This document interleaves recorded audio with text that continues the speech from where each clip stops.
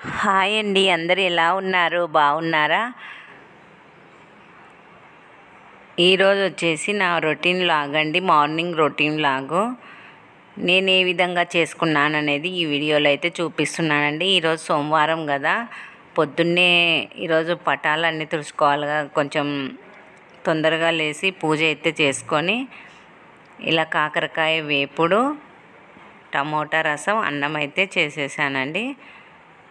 టిఫిన్కి అయితే సేమియా ఉప్మా చేశాను. నేను ఏ విధంగా చేసుకున్నాను అనేది ఈ వీడియోలో అయితే చూపిస్తున్నాను, చూడండి. కాకరకాయలు అయితే అక్క వాళ్ళ కలంలో కాసినటువంటి, మార్కెట్లో కొనుక్కొచ్చినవి కాదు. ఎట్లయినా మందులు కొట్టని కాకరకాయలు అయితే టేస్ట్ కూడా చాలా బాగుంటాయి కదా. నాటు కాకర అండి, హైబ్రిడ్ కాదు. నేనైతే సన్నగా కాకరకాయలు ముందుగా కడిగి పెట్టుకొని సన్నగా తరుక్కొని పల్చగా తరుక్కి పెట్టుకున్నానండి. ఇలా తరిగి పెట్టుకున్నాక ఒక బాండి పెట్టుకొని ఆయిల్ అయితే ఫ్రై చేసుకున్నాను. గోల్డ్ కలర్ వచ్చే వరకు అయితే కాకరకాయలను బాగా వేపుకోవాలండి. 1/2 కిలో పైనే ఉంటాయండి కాకరకాయలు అయితే. ఇలా గోల్డెన్ బ్రౌన్ కలర్ వచ్చే వరకు కాకరకాయలను ఇలా అయితే ఫ్రై చేసి పెట్టుకోవాలి. ఇలా మొత్తం మనం తరిగి పెట్టుకున్న కాకరకాయలను వేయించి పక్కన పెట్టుకున్న తర్వాత నేనైతే కాకరకాయ ఫ్రైకి 3 ఎల్లిపాయ గడ్డలు అయితే తీసుకున్నానండి. ఎల్లిపాయ ఫ్రై కాకరకాయ అయితే టేస్ట్ అయితే చాలా బాగుంటుందండి. 10 రోజులు ఉన్నా కానీ, నిల్వ ఉన్నా కానీ చెడిపోదండి. బయట పెట్టినా కానీ మనకు ఫ్రిడ్జ్లో పెట్టాల్సిన అవసరం కూడా లేదు. ఎక్కడికైనా మనం జర్నీలకు వెళ్ళినప్పుడు ఇలా చేసుకొని వెళ్తే కాకరకాయ రొట్టె కానీ తీసుకొని వెళ్తే అసలు చెడిపోదండి.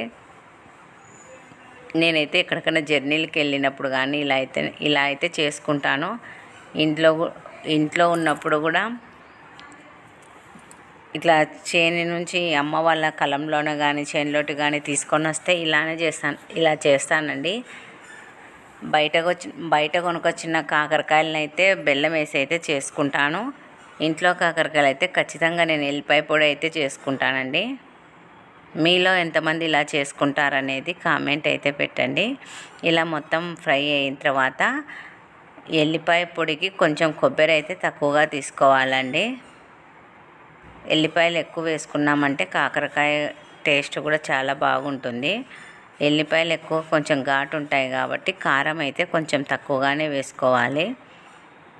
ఇలా మనం కాకరకాయలు వేపుకునే ఆయిల్లోనే కొంచెం ఆయిల్ పక్కకు తీసేసి మనం ముందుగా మిక్సీ పట్టి పెట్టుకున్న ఎల్లిపాయలు, ఎండు కొబ్బరి, ఉప్పు, కారం నూనెలో అయితే బాగా వేపుకోవాలండి. ఇలా మొత్తం వేగిన తర్వాత మనం ముందుగా వేయించి పెట్టుకున్న కాకరకాయలను ఇందులో వేసి ఎల్లిపాయ పొడిలో వేసి బాగా కలుపుకోవాలండి, కాకరకాయలకు పట్టే విధంగా. ఇలా మొత్తం కాకరకాయలకు ఎల్లిపాయ పొడి పట్టుకున్న తర్వాత ఒక 5 నిమిషాలు అయితే అలాగనే ఉంచి స్టవ్ అయితే ఆఫ్ చేసుకోవాలి. ఎక్కువసేపు పెట్టినామంటే మొత్తం కాకరకాయ అయితే మాడిపోతుందండి. ఎల్లిపాయ కొబ్బరి వేసినాం కాబట్టి అడుగు అంటిపోతుంది. ఒక 5 నిమిషాలు అలానే కలుపుతూ ఉంచి కొద్దిసేపు అయితే ఉంచి స్టవ్ అయితే ఆఫ్ చేసి పక్కన పెట్టుకోవాలి. నేనైతే సేమియా ఉప్మాకైతే ప్రిపేర్ చేస్తున్నానండి. సేమియా ఉప్మా అందరికి తెలిసే ఉంటుంది. నేను ఏ విధంగా చేసుకుంటున్నాను అనేది అయితే మీతో చూపిస్తున్నానండి. సేమియా ఉప్మాకి ముందుగా ఒక గిన్నె పెట్టి అందులో 2 స్పూన్ల నెయ్యి అయితే వేసానండి.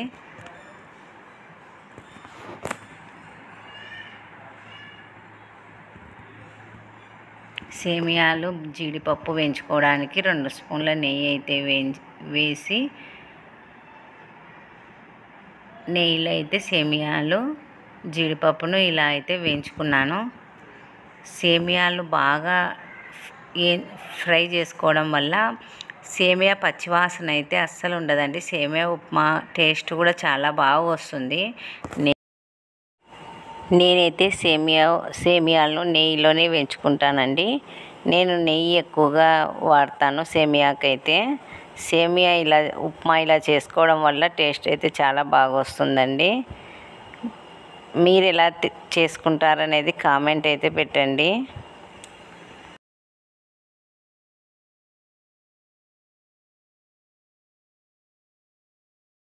నెయ్యిలో సేమియాలో బ్రౌన్ కలర్ వచ్చే వరకు అయితే వేయించుకోవాలండి.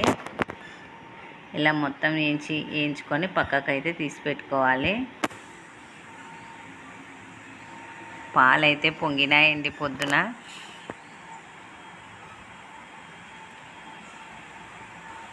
ఇలా మొత్తం వేగిన తర్వాత మనం ఉల్లిగడ్డ, టమోటా, పచ్చిమిరపకాయ, జీలకర్ర, ఆవాలు అన్నీ వేసి తిరువాత అయితే పెట్టుకోవాలి.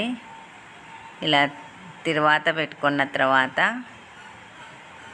మనం ఒక కప్పు సేమియాకి ఒకటే కప్పు వాటర్ అయితే తీసుకోవాలి. ఏ కప్పుతో అయితే సేమియా తీసుకున్నామో అదే కప్పు వాటర్ అయితే వేయాలండి. ఎక్కువ వాటర్ వేసినామంటే జోరుగా అయిపోతుందండి సేమియా ఉప్మా. అలా ఎప్పుడు చేసుకోకూడదు.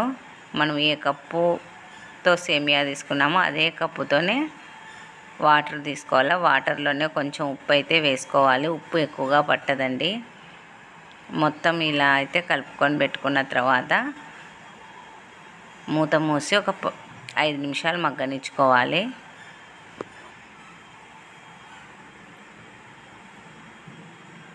మూత మూసి పెట్టుకోవాలంటే 5 నిమిషాలు.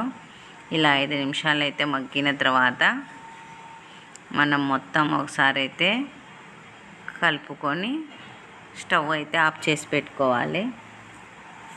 సేమియా ఉప్మా ఇలా చేసుకున్నామంటే తినని వాళ్ళు కూడా చాలా ఇష్టంతో తింటారండి. సేమియా ఉప్మాలోకి మేమైతే పప్పుల పొడి వేసుకొని తింటాము. అలా అవసరం లేదనుకుంటే పచ్చిమిరపకాయలు, క్యారెట్ అన్నీ వేసుకున్నామంటే మనకు చట్నీ కూడా అవసరం లేదండి. సేమియా ఉప్మాకి అలానే తినొచ్చు ఉత్తదే.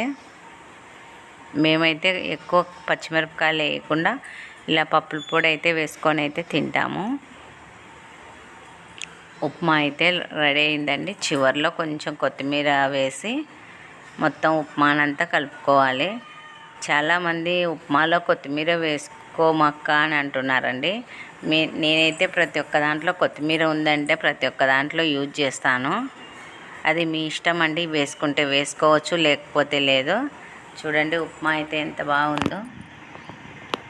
ఉప్మా అయితే రెడీ అయింది. మా ఆయనకైతే టిఫిన్ పెడుతున్నానండి. ఇలా ఆయన ఉప్మా తినే లోపల నేను ఇక్కడ లంచ్ బాక్స్ అయితే రెడీ చేస్తున్నాను. లంచ్ బాక్స్కి వచ్చేసి టమోటా రసము, అన్నము, కాకరకాయ ఫ్రై అయితే పెట్టానండి.